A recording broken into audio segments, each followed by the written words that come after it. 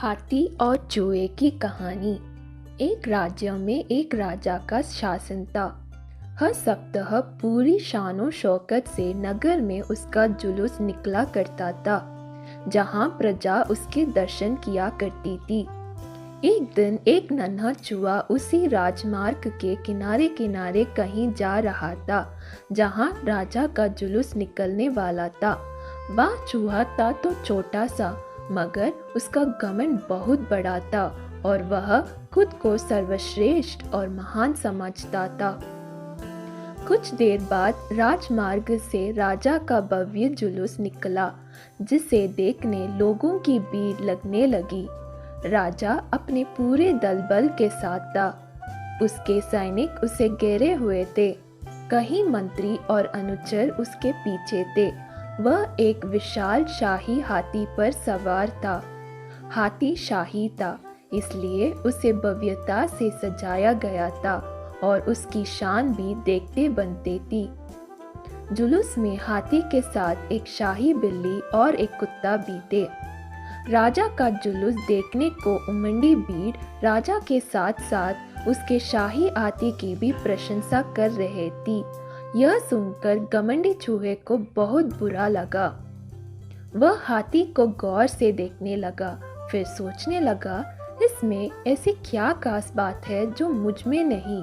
मैं भी उस जैसे ही हूँ। मेरे पास भी 2 आंख, 2 कान, 1 नाक और 4 पैर है। फिर उसकी कितनी प्रशंसा क्यों? उसके विशाल शरीर के कारण, लंबी सूंड के कारण, छोटी छोटी आंखों के कारण या जूरीदार जमंडी के कारण? इस कारण एक बार तुम लोग मुझे देख लो, उस हाथी को भूल जाओगे। मैं हाथी से ज्यादा महान हूँ।